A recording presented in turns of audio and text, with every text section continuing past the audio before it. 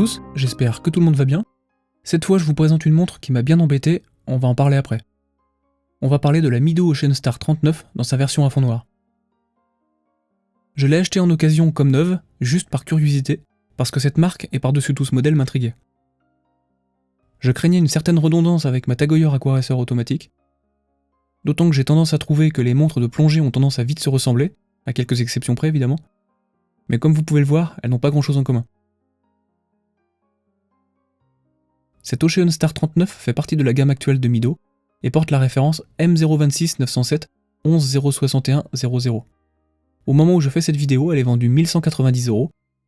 J'ai découvert la marque assez récemment, quand j'ai appris que cette marque, dixit leur site officiel, existait depuis 1918, j'ai vraiment commencé à trouver de l'intérêt à certains de leurs modèles, notamment leur Multifort TV, mais surtout l'Ocean Star avec en tête la 39 et la Tribute.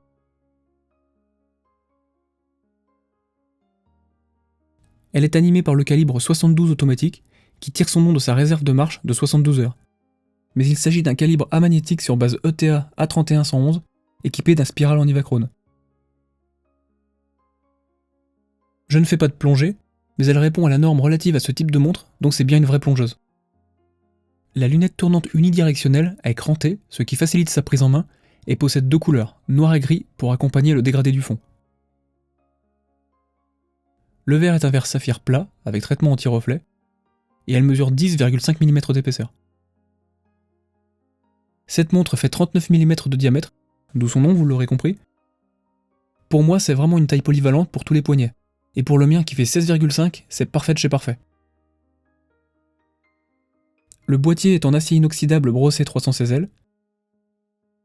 Elle est étanche à 20 bars, soit 200 mètres. L'écart entre les cornes est de 20 mm.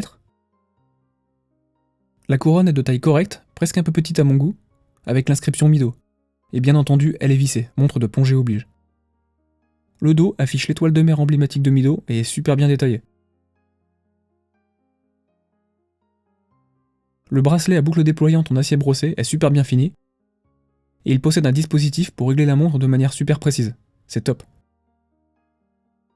Ensuite, on arrive à l'élément qui pour moi fait toute sa singularité, à savoir le fond. Ce dernier tranche avec tout ce que j'ai pu voir avant, et surpasse le fond de mon Omega Seamaster. Le concept des vagues est poussé à son paroxysme. Les vagues sont assez profondes, créant un vrai relief et un vrai motif intéressant à regarder. Ajoutez à cela le dégradé, qui ici vire du noir au gris, mais qui existe en version noir et bleu. Les inscriptions Swiss Made, la marque, le modèle, sont tous bien proportionnés, et le dateur à 3 heures s'intègre parfaitement à l'ensemble. Les index sont appliqués et font très qualitatif. Ces derniers ainsi que les aiguilles sont recouverts de Super Luminova, qui est vraiment très efficace. Cette montre a un poids cohérent avec ses matériaux. Sa carrure et son bracelet ne sont ni légers ni lourds. L'anti-reflet fait son boulot.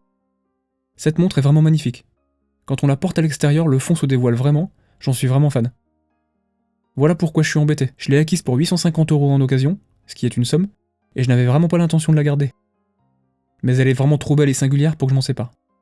Ce n'était pas prévu au programme, mais ce sont les risques. Et pour être honnête, je ne lui ai pas trouvé de point faible. Même son prix neuf est tout à fait cohérent avec le niveau de finition de la montre, d'autres ne font pas mieux pour plus cher. Donc si vous avez le budget, je vous invite à vous intéresser à cette marque si ce n'est pas déjà le cas. C'est une montre qui a sa place dans n'importe quelle collection. Si vous avez aimé cette vidéo, je vous invite à liker et laisser un commentaire pour aider la chaîne à être plus visible, et surtout me dire ce que vous pensez de Mido et de cette montre. Et on se retrouve très vite. Bye!